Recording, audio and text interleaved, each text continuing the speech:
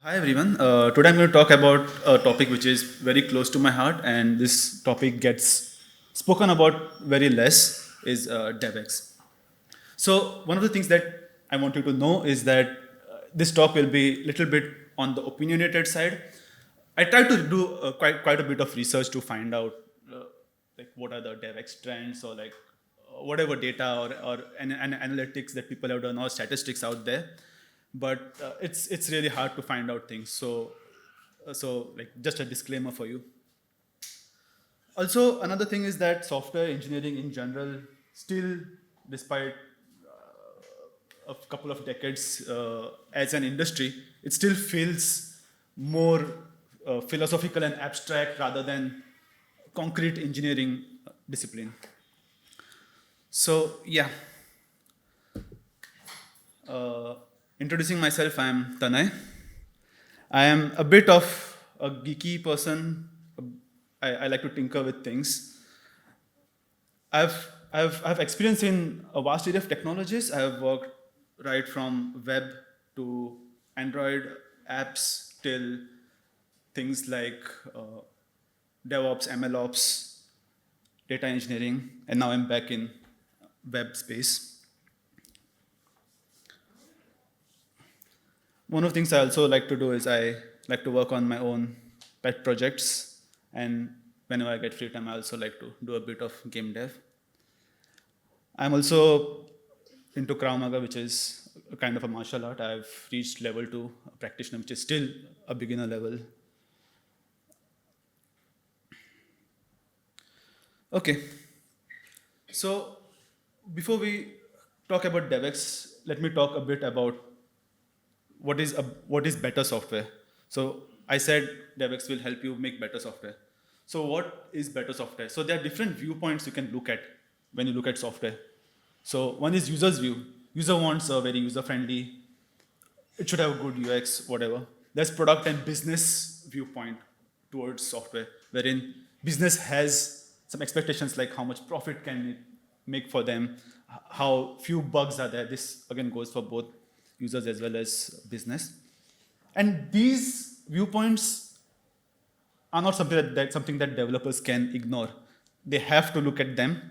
In addition to that, developers also themselves as individuals need some things or some expectations from how the software project is. So, just as an analogy, I'll try to compare UX and DevX and how it can look. So here we have developer. They write some code. Something happens, a usable software is created, which is shipped to the user.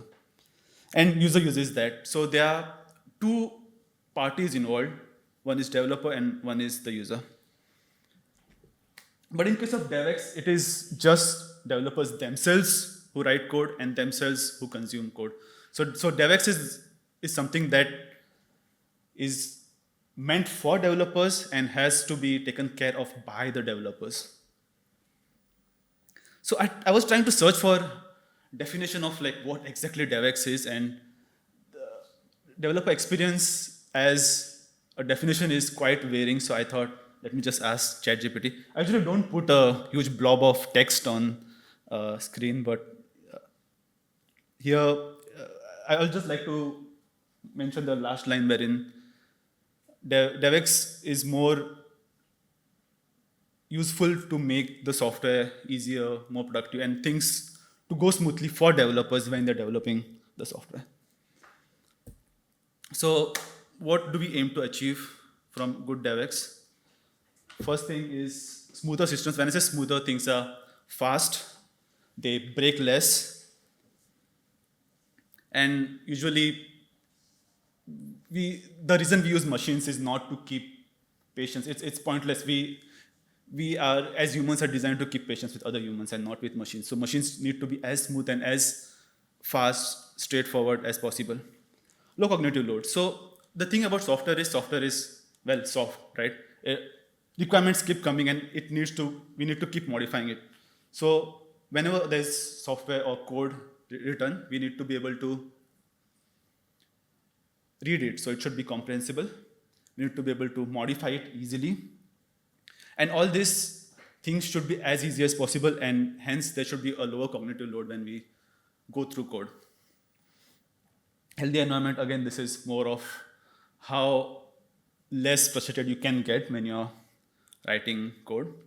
And the other outcome is there should be fewer bugs. You should be able to handle as many use cases, corner cases, whenever you're writing software. So I tried to split it into a few sections. First thing is tools and technologies. So in this particular talk, I'm looking at a viewpoint from where you have to make some choices.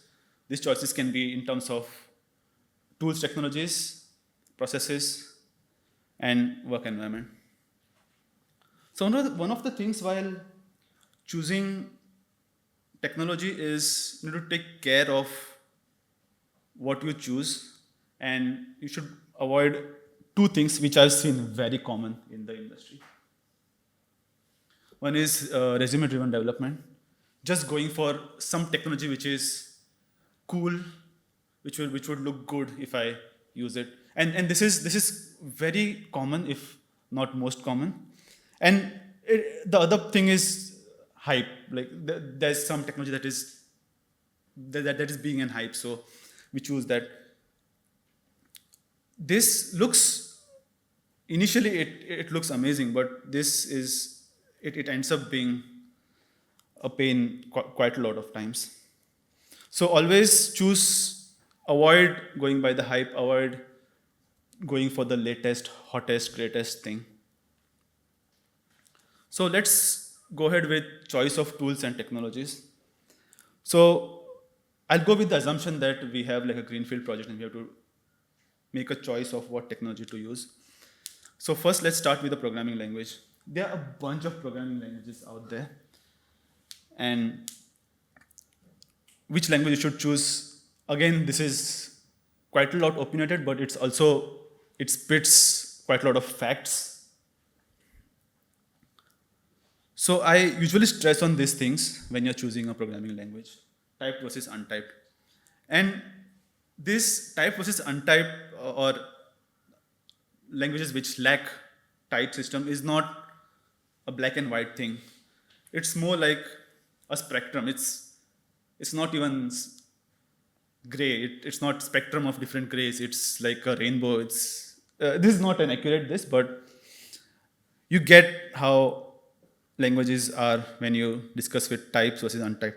And I heavily favor types because I've seen softwares being very difficult to maintain if they lack types.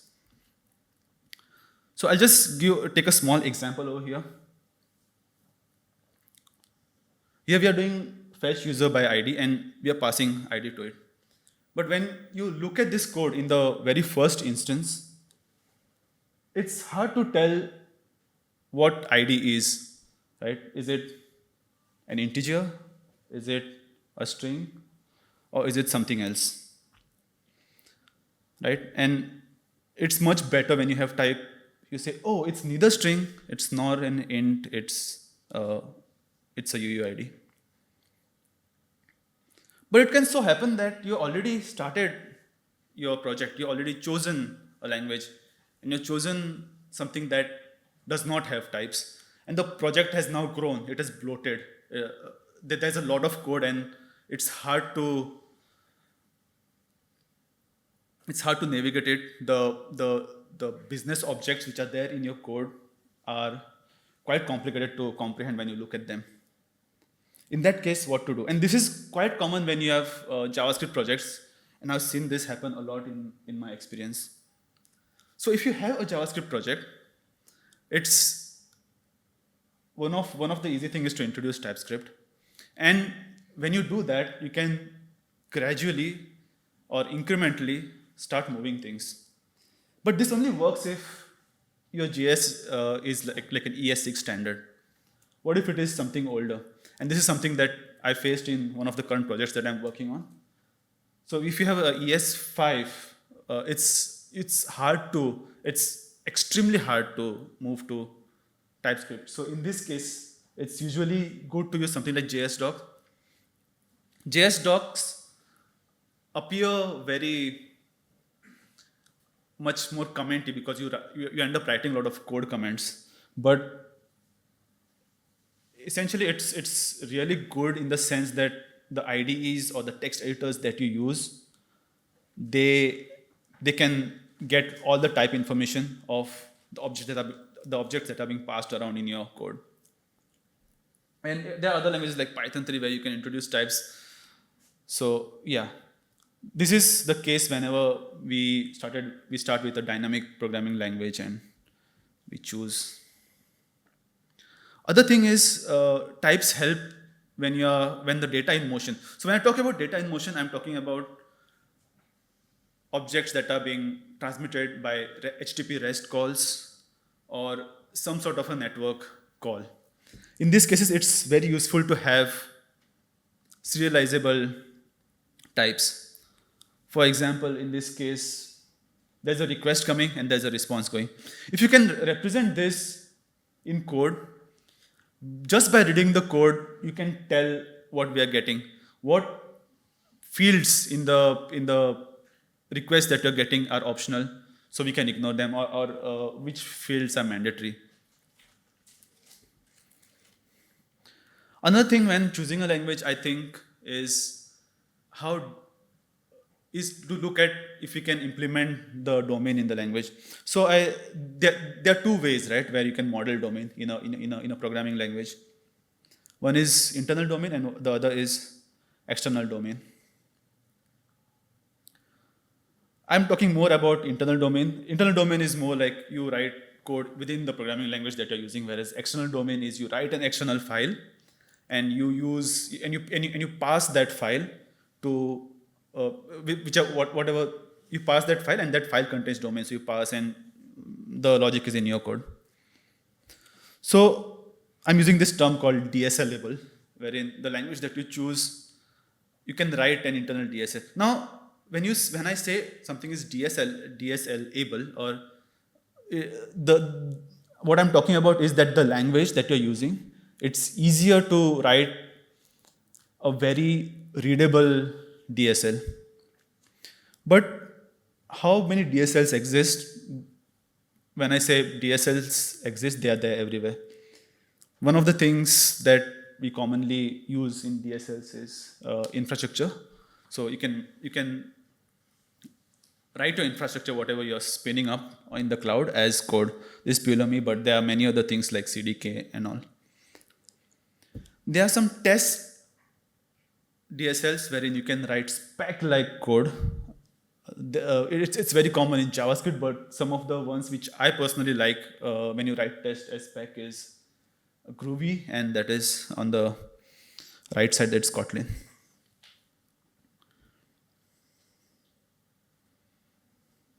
There are some languages which are really, really good when you want to write codes which is DSL-able.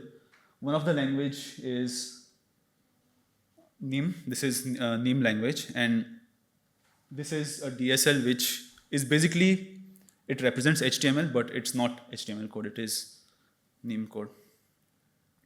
So I'll just mention names of those cool languages which are DSL-able. One is Ruby. I don't know how many of you use Ruby, but it's Uttam's like, yeah. So yeah, Ruby is you can write very English-like code in Ruby. Nim is also very similar to Ruby. There's Groovy, there's Kotlin. Kotlin has many implementations like Gradle. Gradle chose Kotlin just like Groovy. Yeah. Other thing when you're choosing language, and this is very important, is that it should have a good standard library. Now, there are some things that we use quite frequently. Like, let's say, this is something that came to me as a shock when I moved into the JS ecosystem a few years back. When I wanted to generate a UUID for Universal Unique ID, right? So UUID 4 I wanted to generate, and there's no standard library available in JS. I actually had to install another package from npm. Other simple things like base64 encoding and some advanced string manipulations. These are some really basic things that your language should ship. And even today, it's not as common to have those languages. But I think the newer languages which are coming up, right, they are implementing quite a lot of such features.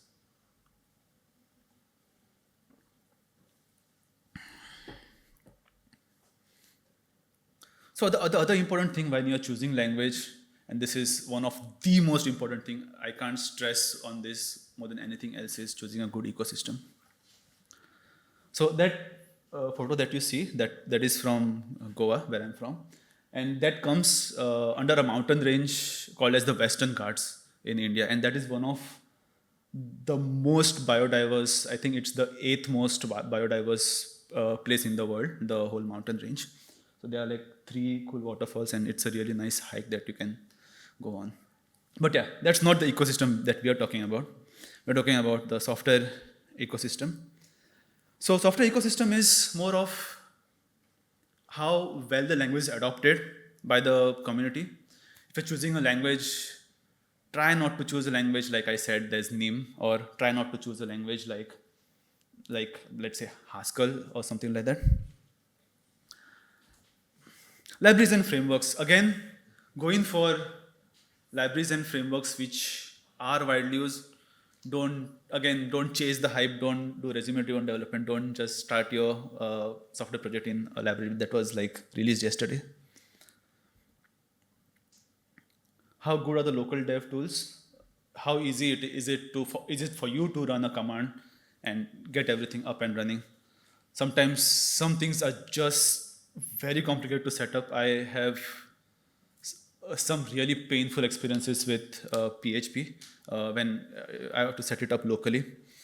I'm not complaining about the language itself, but the local setup and the local tooling I personally found to be really complicated. Community support is also very important. So when I talk about community support, how strong the community is, and there are a lot of online forums like Stack Overflow is one of the things, but nowadays there are communities which hang out on Discord servers, and how nice the community is.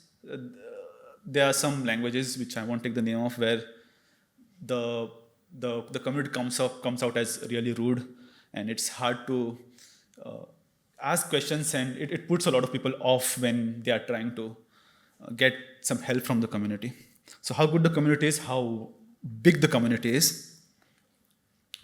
Financial backing. So quite a lot of frameworks or languages are backed by massive conglomerates like Google, Facebook, Microsoft. It's always good to choose a language which is financially backed, which is financially backed, because such languages of tools or frameworks will have will also always tend to have a better ecosystem. The other thing is specialization. So depending on what you're going to do, the ecosystem is specialized. For example, if you want to create a web-based project, so your software is targeting the web, it's usually a good idea to go in for JS or Java or that sort of ecosystem. If your project is targeting machine learning or some sort of tooling which deals with document modification or image modification, something like Python makes more sense. Or if you want to make video games, maybe something like C++ makes more sense. So that is also another other thing where the ecosystem is more strong is also what matters. Tooling. So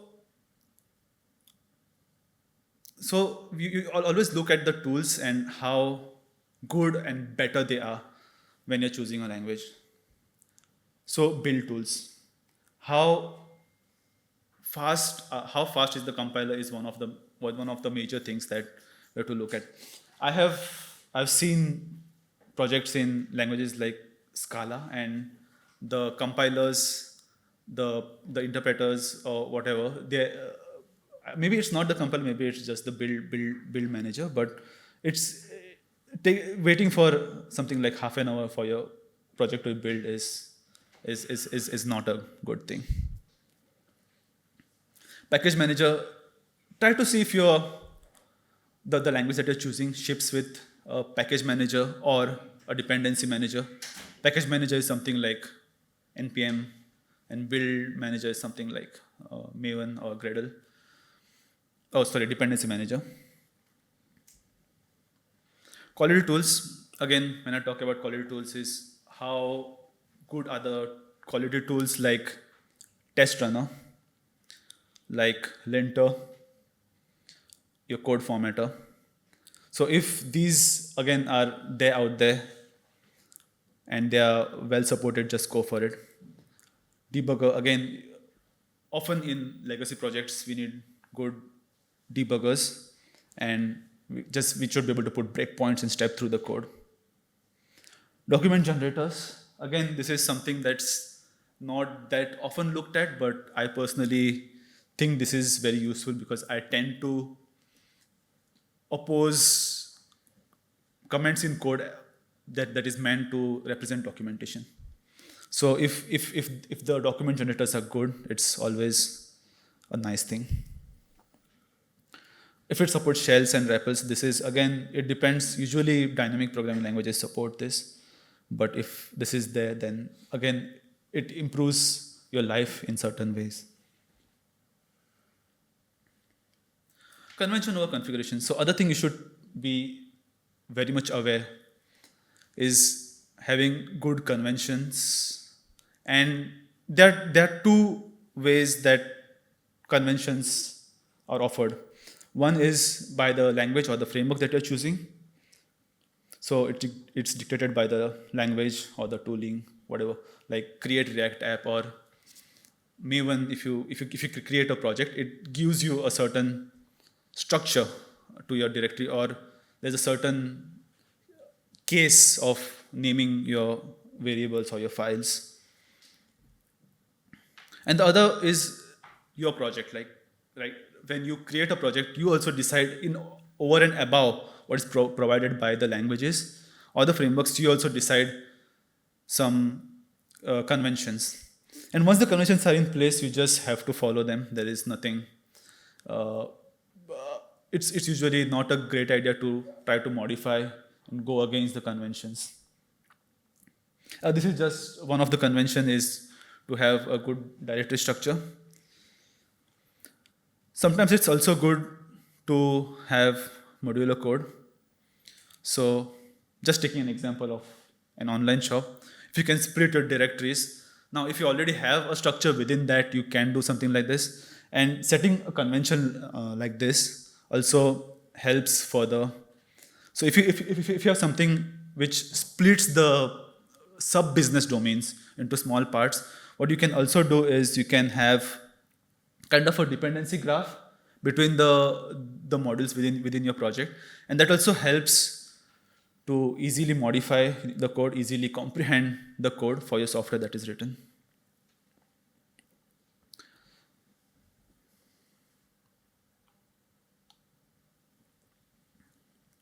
Another important thing is naming conventions.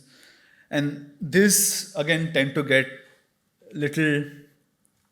People have really strong opinions on this. And I'm not going to delve too much on what my opinions are. But I would say if some certain convention is followed, just continue to follow it. Some of the conventions that we had decided in the past is something like use American English, because most of the libraries, frameworks, not most, I would say almost all of them use American English. So try to use your spellings which are more American. Abbreviations versus full forms. Know what to abbreviate, know what not to abbreviate. Instead of saying something like identifier, abbreviate it to ID. But sometimes something like num can be confusing, and try to use the full form of that. So again, things like that, things like this needs a lot of maturity. Sometimes it just makes sense. So if you're coupling things like let's say if you're using dir and file, if they are used in the same context, in the same place in the code, it's much more readable.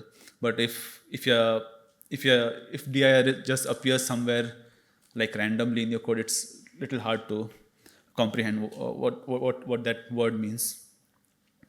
Again, use consistent casing. This is again another common thing wherein people mix up snake case and camel case and whatever other cases like title case or whatever you're using. Apart from naming conventions, following repository structures also matters. So I've seen both the extremes, and I'll go a little bit more deeper on both. So on one end, there is monorepo, when you create one single repo and dump whatever projects, whatever code you have into that. And the other thing, the other extreme is micro, wherein it sometimes gets so bad that every repo just has one function. So it can get that bad. I'll get back to this, why this is useful, and how it actually impacts your other things. Testing and quality. This is another thing that I think needs a lot of emphasis and is often misunderstood. And I'll go through some of those misunderstandings now. So whenever we write tests, we think of the test pyramid.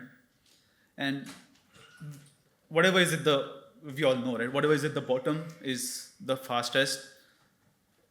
Whatever is on top is slow. And whatever is in the bottom, they are more accurate, precise. They tend to be less fragile. The things on top tend to be more fragile and they tend to break very frequently. But that's not just it. There are some more other things to this.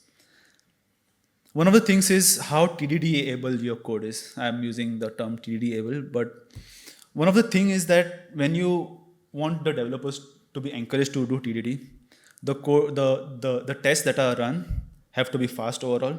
They need to be easy to be modified. They have to be easy. It should be easy to write. It should be supported well by the IDEs. But what often happens is people look at these things and they say, oh, we should just focus on unit tests. And this is an exaggerated, layered software. Usually, we should avoid having any more than 3 layers. But the user talks to UI and there's controller service and blah blah blah layers till you at the end reach database. This when people have a structure like this, they tend to write mostly unit tests, and this leads to something called overmocking, wherein they try to isolate all the layers which are actually supposed to be more tightly coupled, but they try to pull them apart and they try to mock everything before and after. What this leads to is the test that you are writing lose whatever value it is. Many people say that tests are for design, which I agree, but tests are also to actually test to ensure quality. So both should be satisfied, and somewhere in some middle ground you should try to hit. So what if we test through database? Whenever I mention this, the first thing people say is, oh, the test will be slow. And yes, you're right, the tests will be slow. But in the recent advancements, since the whole thing about test pyramid came in, it hasn't been that bad. So the whole point about test pyramid came into being because at that time, databases were run on server, over network, over internet. Now it's different. Now we are running it on the local machine. We are running it in Docker. The database can actually be run on the RAMFS, which is even faster. So instead of taking, let's say, 1 second to run a test, it can take a couple of milliseconds. But again, you can overdo this. You can end up writing all the tests which hit from your end to end. You can call this integration test. I'm not very huge on the definitions. So if you overdo this, again, the pyramid will be turned over and it will turn into an ice cream cone, which is again a bad thing. So somewhere down the line you have to, again, it comes with experience, it comes with maturity. Somewhere down the line you have to have some middle ground, some trade-offs, and yeah. Other thing I really like, this is again a very personal thing. These are not like the hard facts that I was talking about before. So having automated test runners. So there's like a daemon running in the background. And again, this is the reason I'm mentioning this is that things like this encourage TDD. So if there's something running, as in how you write tests, if the tests are compiling, they'll run, and you'll get a notification which says, oh, XYZ tests are passing or XYZ tests are failing. And this keeps on running as in how you're writing your test or your production code. Again, to encourage TDD. Going back to a bit about the database tests. I was working in a project wherein the database tests, we had quite a few database tests. And when I say database tests, they were hitting the REST API endpoint, right, to the database and back. So there was a setup and teardown happening, and things were happening. So they were quite slow, and we were trying to figure out why they were slow. So we tried to do a bit of profiling, and we found out that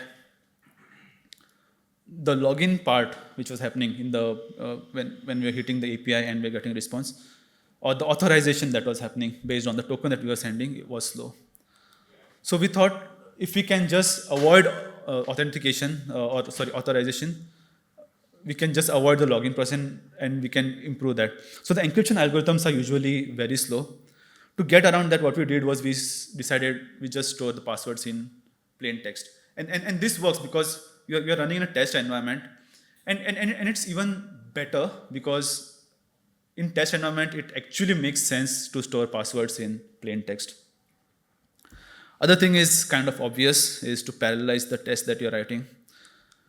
Again, force your test to run in multiple threads or processes.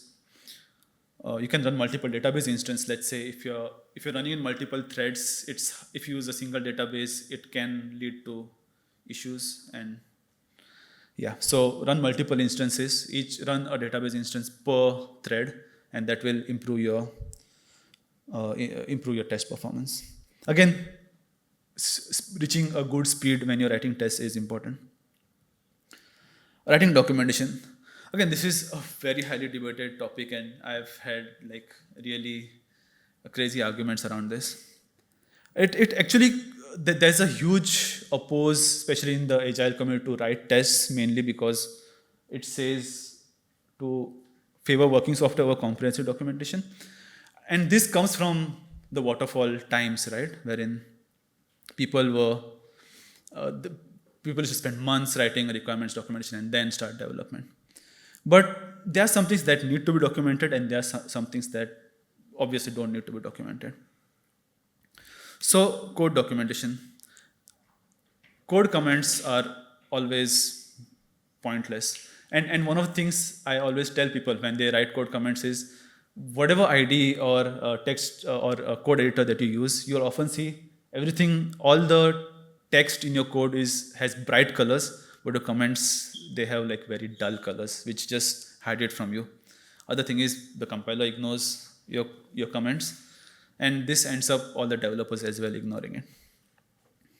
So code should be self-documenting, and I'll go back to the thing that I was talking earlier, which is types.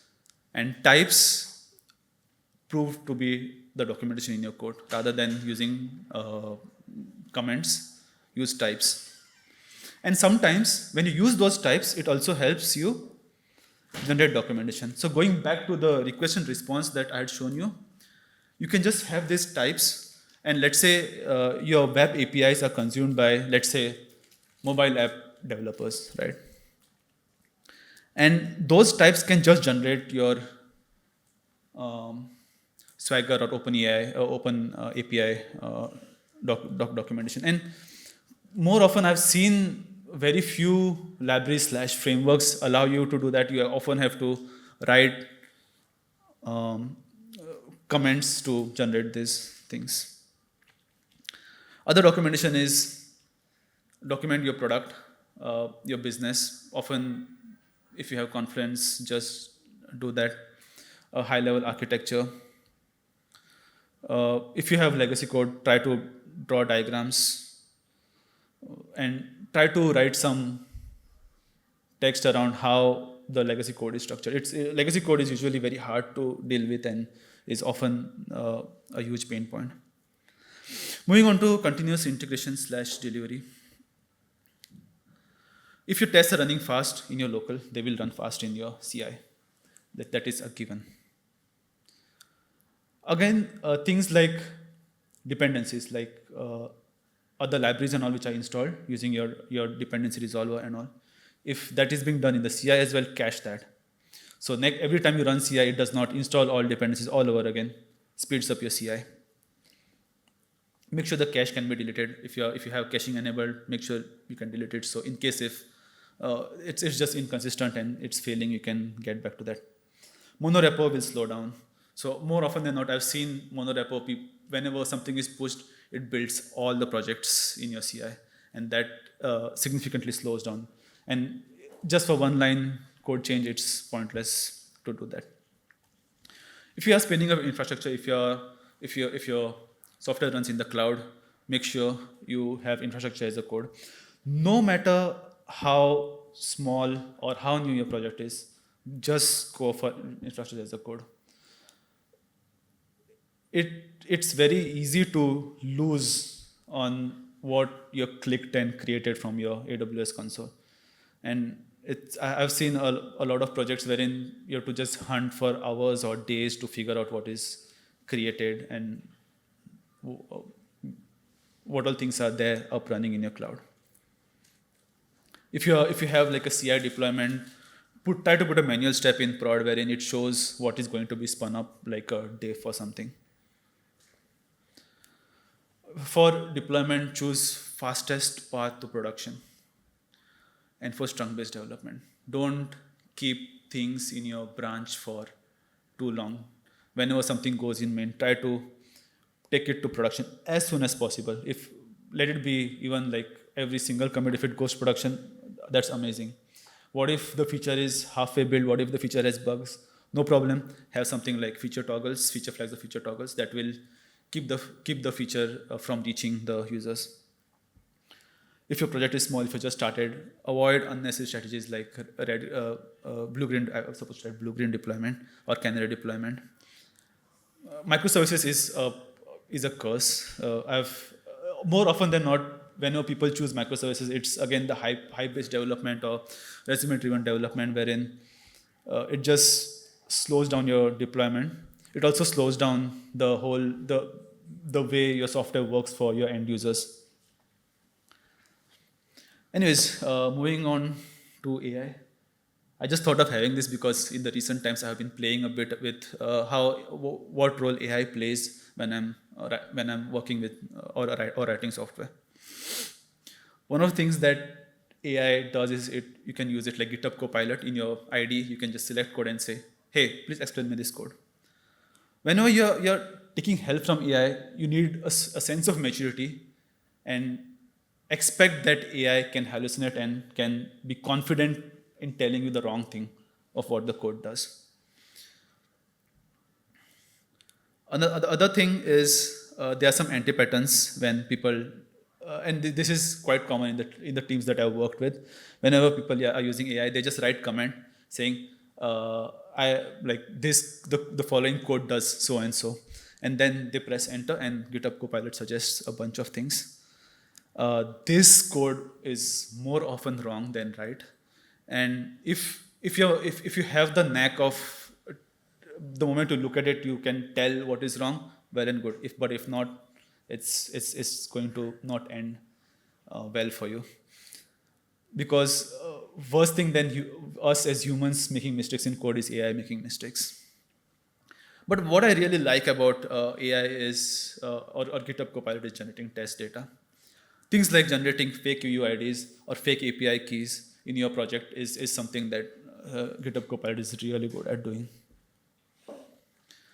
Another thing is generating entire test cases, and this is not referring to the NT patterns wherein you write a comment and ask it to generate a test case for you. No, what I've seen GitHub Copilot is really good at is recognizing patterns in your code. So let's say you're test driving your code, you write a test case 1 or and a test case 2 after that, and you press enter, and based on the pattern that you're following across all the test cases that you're writing, GitHub Copilot gets smart and it automatically knows what all other test cases you might have to write to cover, and it generates those subsequent test cases. Other thing I do for fun, and I don't recommend this, is going to something like ChatGPT and ask ChatGPT to write an entire program by giving it the problem statement.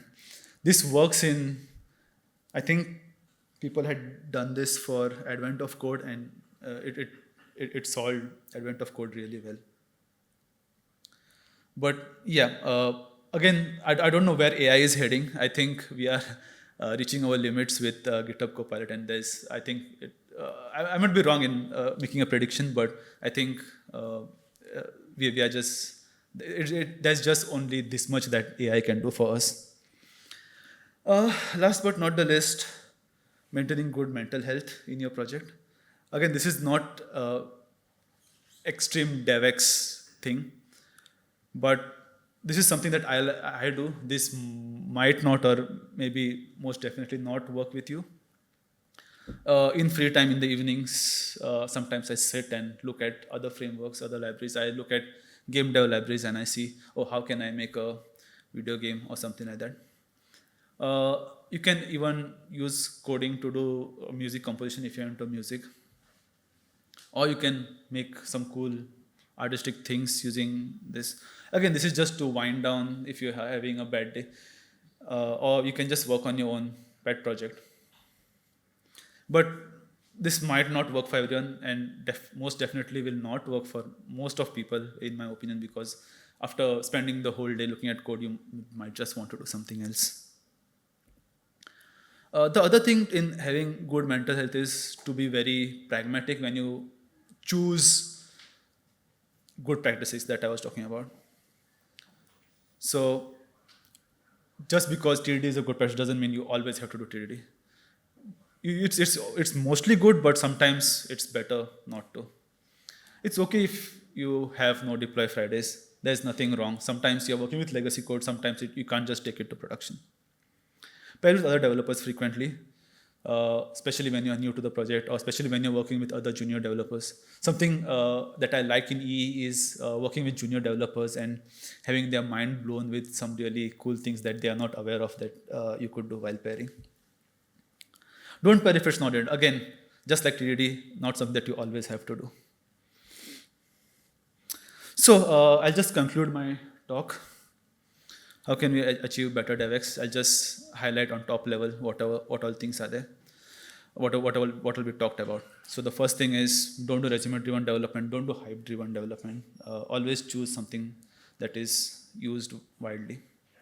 Features of languages do matter. If you have to fight with the programming language that you're using, you'll just be more frustrated than you are. Ecosystem matters the most. Again, I can't stress enough on this. When you're choosing any language or framework, ecosystem comes first and everything else comes later. Follow the conventions as much as possible. How you structure your directories, how you write your code, how you name your variables, how you name everything else. Tools need to be fast and smooth. If you have to wait half an hour to compile your code or to build or to deploy, it's not a good thing. Again, and last but not the least, be pragmatic. Just don't do something because it's a good practice or because it's a cool thing. And this is my personal opinion. AI is still not there yet. It's not going to replace us anytime soon. And last but not the least, every time you're frustrated, take a break, relax, and then get back to work. Yeah, that's it. Thank you.